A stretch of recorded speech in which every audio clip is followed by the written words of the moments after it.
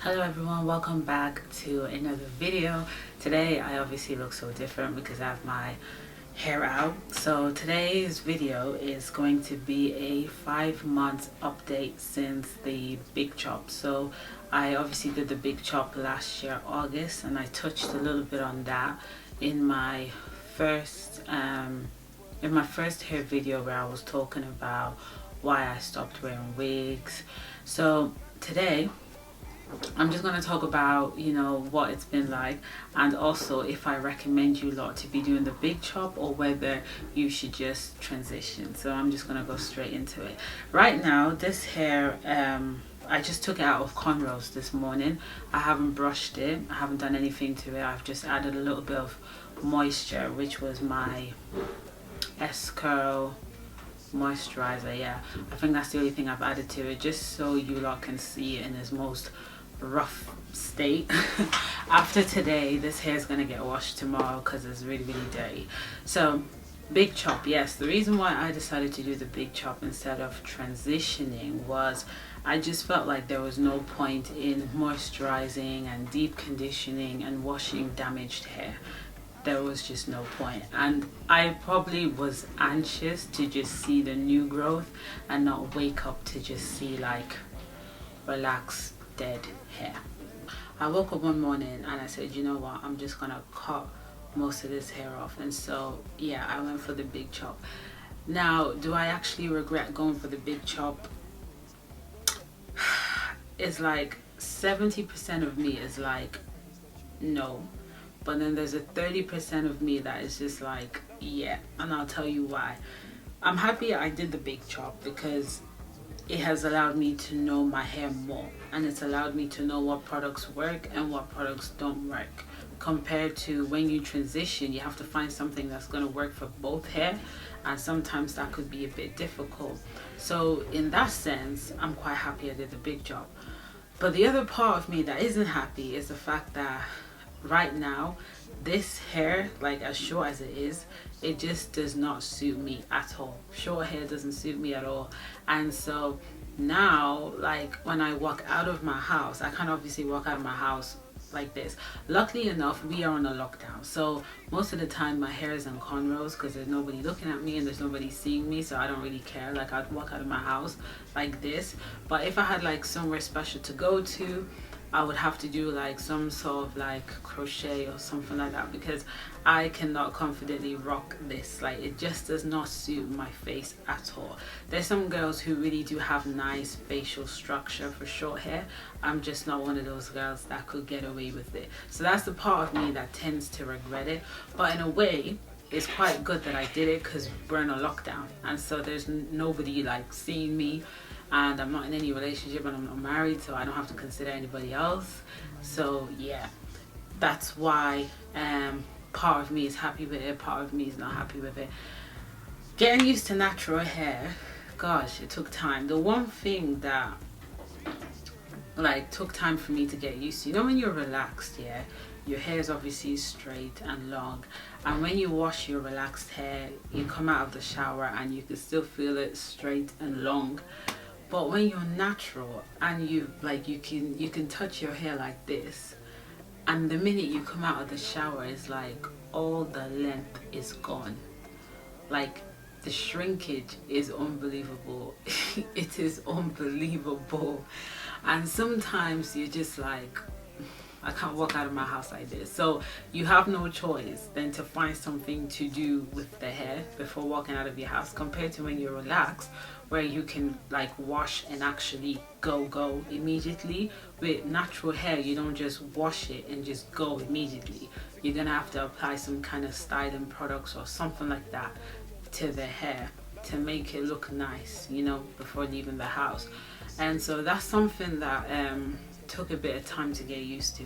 Another thing that I didn't fully grasp, that people don't really talk about, is the fact that I have to constantly stretch my hair. So for those of you who are wondering what type of hair I have, because this camera can be deceiving, I have 4C hair. I feel like 90% of Nigerians have 4C natural hair, to be honest with you. But yeah, please do not comment on this video and be telling me, no, your hair ain't 4C, it looks more like 4B or 4A.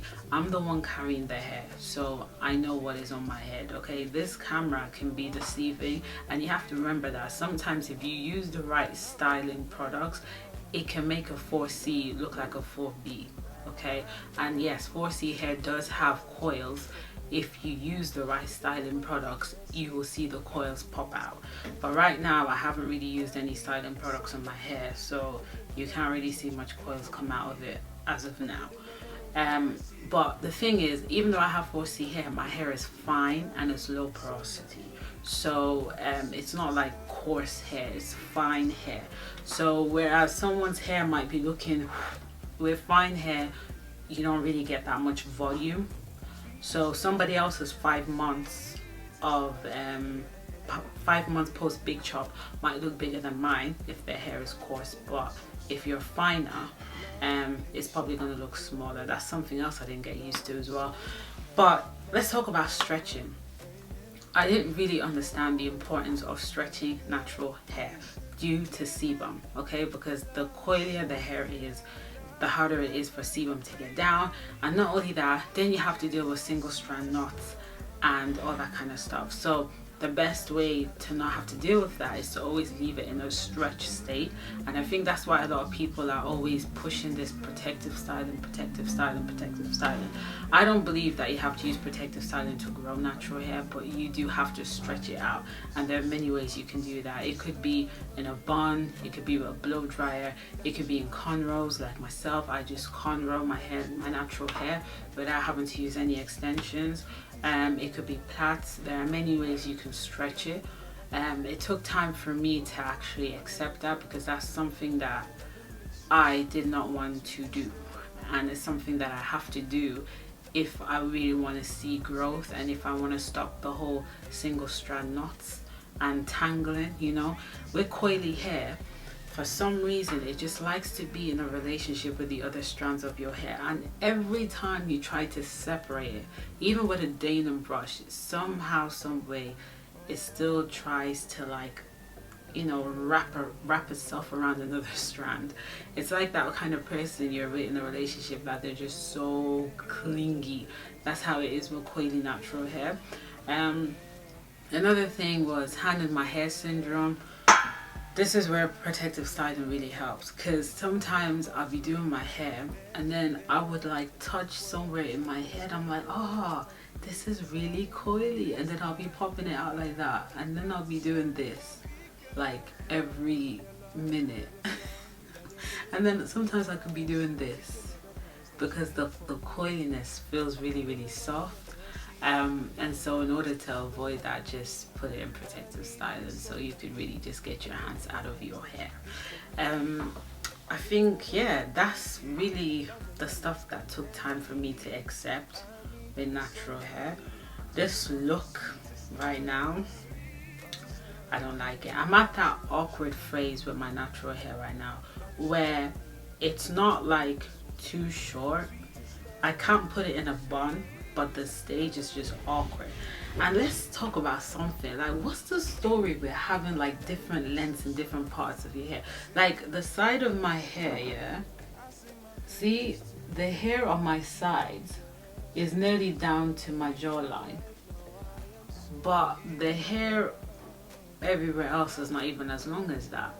It's so strange. And then some people were saying that it's due to like this, where you sleep, like if you sleep on your left side or if you sleep on your right side. And I'm like, do we have to control where we sleep now? With natural hair, like, are we gonna start talking about like which side you should sleep on the bed or what? Like, this is just too much. Honestly, I don't know, but it's strange how you can have different lengths in different parts of your hair. You can have different textures going on in your hair as well. That's why this whole 4A, 4B, 4C thing, you lot should not be getting too much into that, because I tell you something, it doesn't matter. What matters at the end of the day is your porosity and your texture, because there are going to be areas where it's going to be more coily than other areas. Like the crown of my head is more coarse than the front and the back of my head, and I think everyone who's fine hair got this issue as well. From the videos that I've been watching, I've quite noticed it as well. I'm trying to see, is there anything else? Yeah, so do I recommend you do the big chop or transition? I'm going to say, yeah, it depends on your relationship status. I know the response sounds funny. It depends on your relationship status.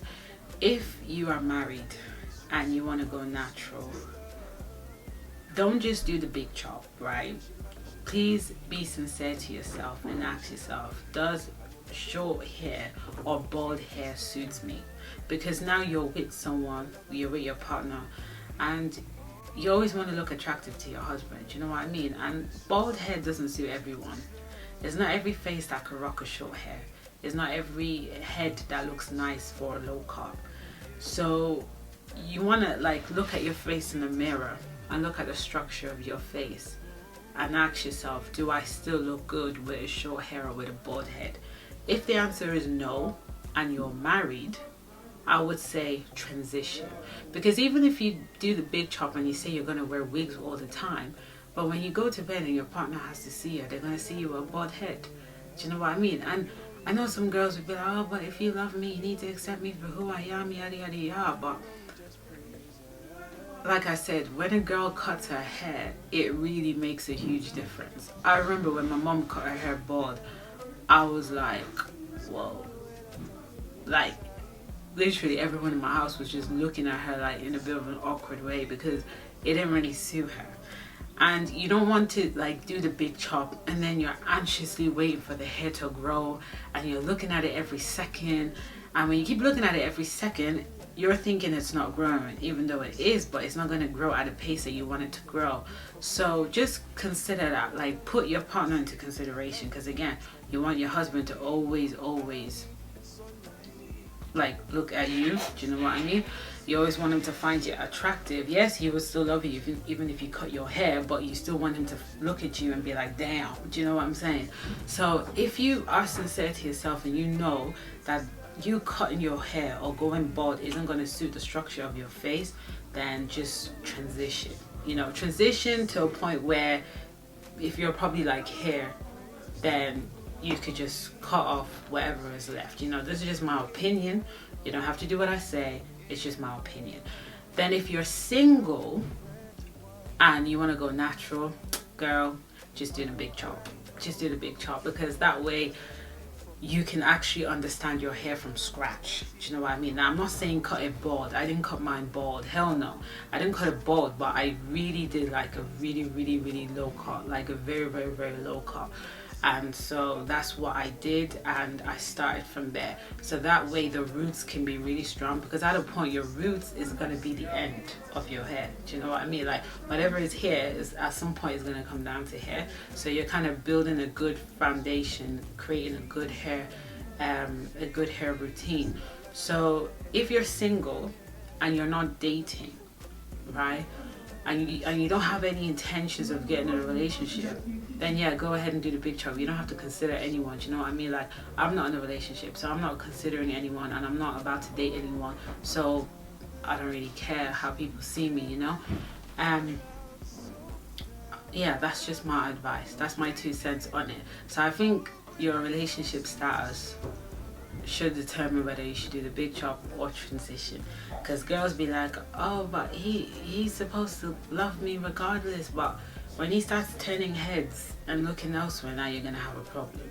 So just be sincere. If you're still in the dating world, if you're seeing someone, or you just started seeing someone and they saw you with long hair and all of a sudden they see you again, your hair's been cut bald, just know that it's going to be really awkward for that person, because like hair makes a huge difference to how you look. It really does. It really does. Short hair, long hair, bald, bob, braids, it makes a huge difference to your overall look on your face. So just put that into consideration.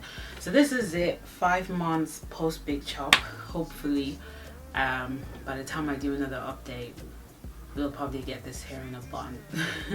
So that is it. I hope you all are having a good time. Stay blessed and stay beautiful. Bye.